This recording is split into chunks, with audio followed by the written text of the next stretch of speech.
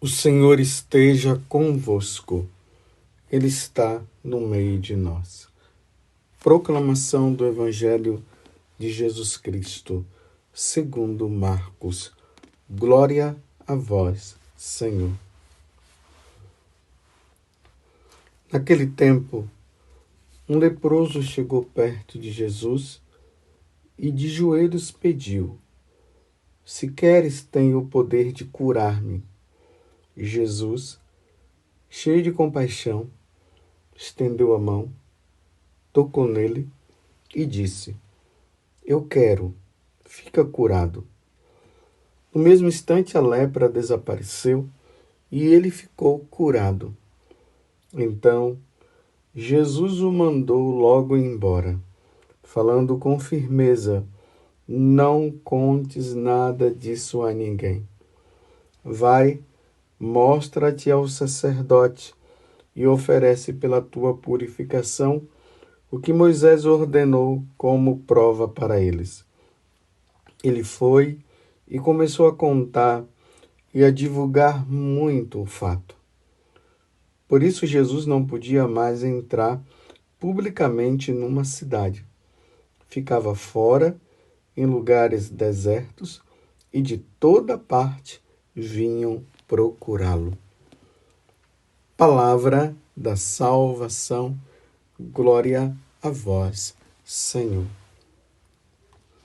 Meus irmãos e minhas irmãs, continuamos agora nesse tempo comum, como eu venho falando para vocês, depois de termos vivido o advento, dentro daquelas duas perspectivas, a segunda vinda de Jesus, nos preparando para a segunda vinda de Jesus, depois nos preparando para o Natal, a sua primeira vinda, e em seguida vivemos o tempo de Natal, Jesus nasceu, está no meio de nós. Depois, recentemente, celebramos a Epifania, onde Jesus se manifesta ali, aqueles 3 reis magos que foram seguindo aquela estrela que indicava o lugar onde Jesus havia nascido, que era Belém.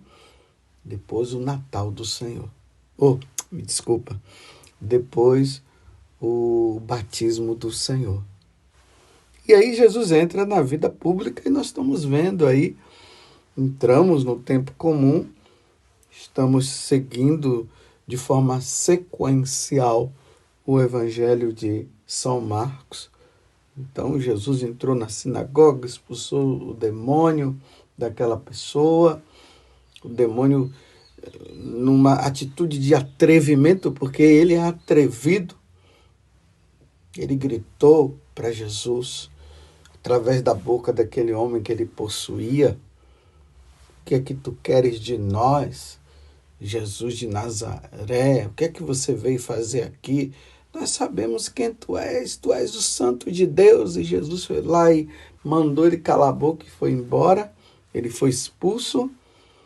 E aí começou. Jesus saiu da casa da sinagoga, foi para a casa ali da sogra de Pedro. O Evangelho de São Marcos fala que era a casa de André e Simão Pedro. E aí o povo levando pessoas e tal, e Jesus curando.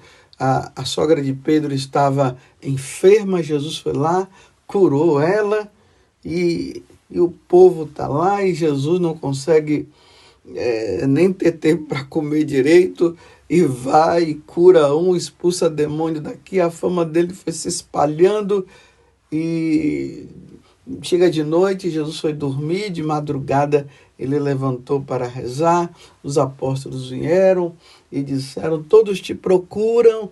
Aí Jesus disse: vamos agora para outras aldeias.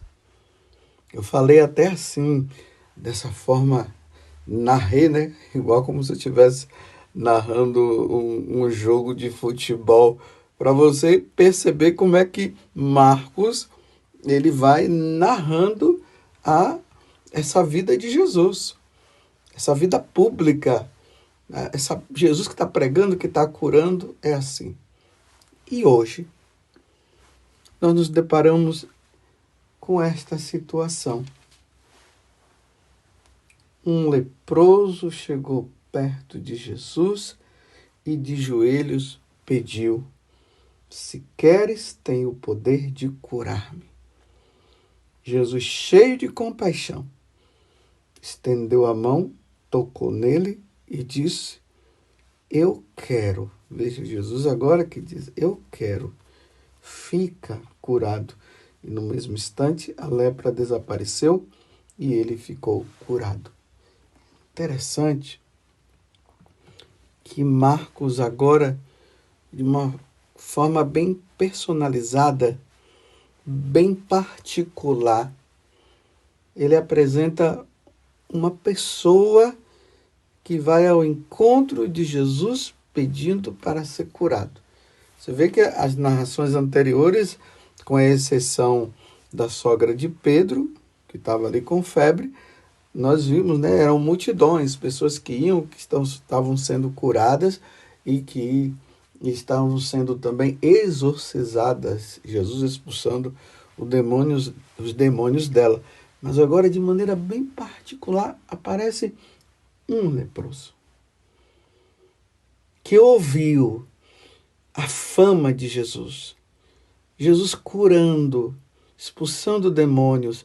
Então aquele leproso, ele disse: ele pode me tirar dessa.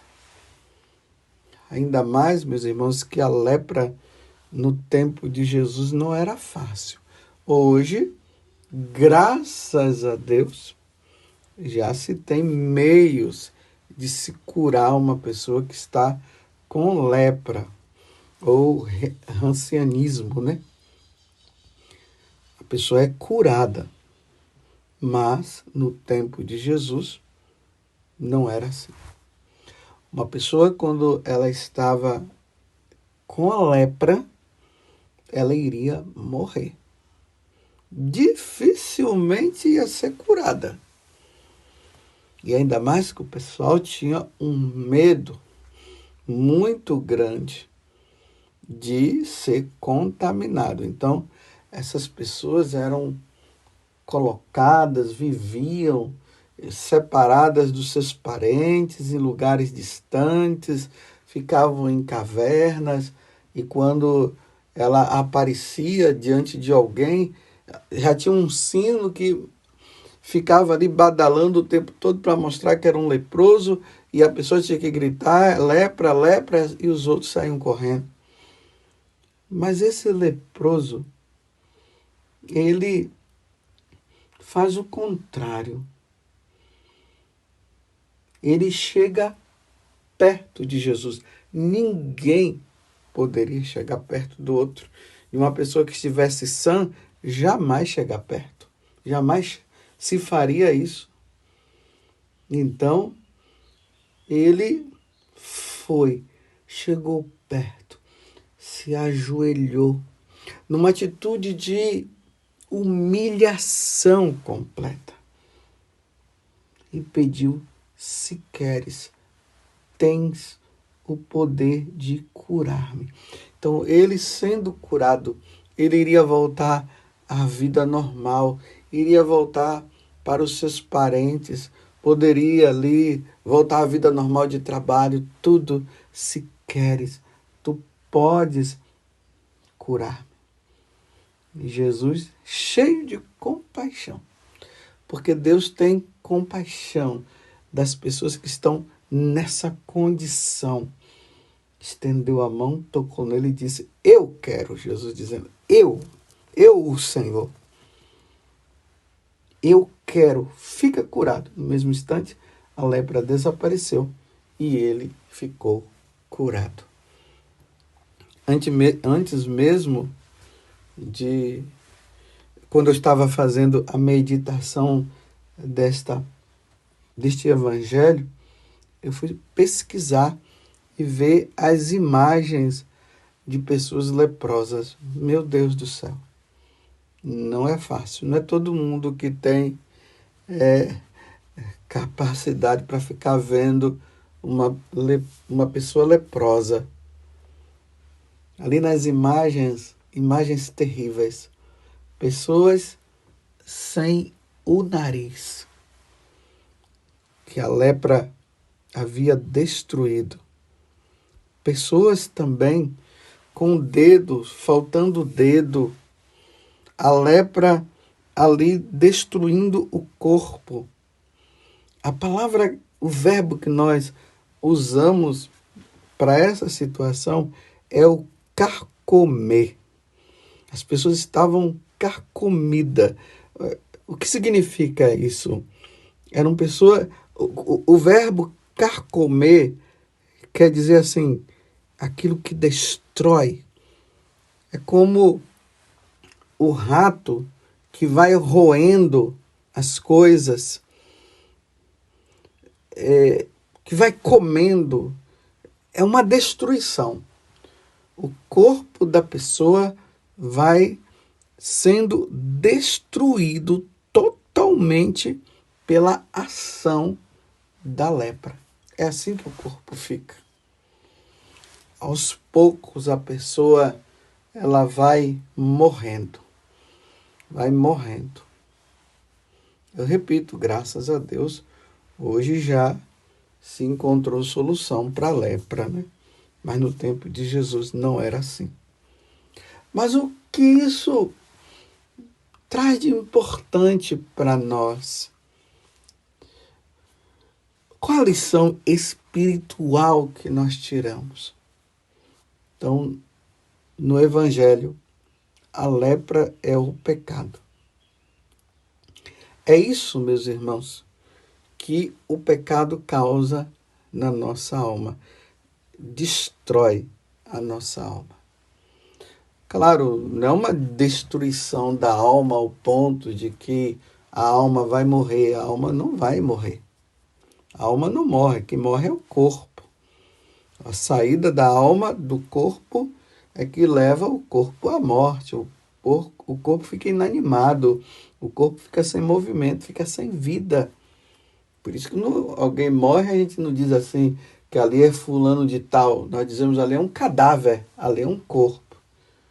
Mas é uma forma também espiritual de dizer o pecado destrói a alma. Lembremos que São Paulo, na carta aos Romanos, ele diz o seguinte, que o salário do pecado é a morte eterna, que não é a morte, porque a alma não morre, como eu disse, mas é o sofrimento eterno. O pecado vai destruindo a alma, vai destruindo a alma, vai destruindo a alma. Os santos até dizem que uma alma, quando ela está em estado de pecado mortal, ela fica fedida. Você já foi num chiqueiro, já viu como é? Como o chiqueiro é fedido? Ou melhor, você já viu também o que é um corpo em estado de decomposição? Quem é que suporta o fedor de um corpo? Meu Deus do céu, ninguém suporta, não.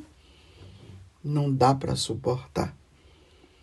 Então, a alma ela fica deste jeito. Espiritualmente, Deus vê a alma em estado de pecado assim, se destruindo, morrendo, fedido. A solução, meus irmãos, é o arrependimento. A solução é ir atrás de Jesus e dizer, Senhor, se queres, tem o poder de curar-me.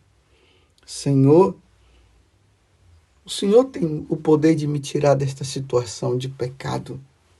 Eu não quero viver mais assim. O Senhor me perdoa, aí vem o sacramento.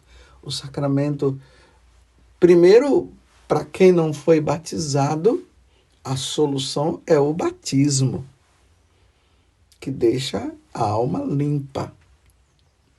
Depois do batismo, o confessionário. E isso precisa ficar muito claro para nós católicos.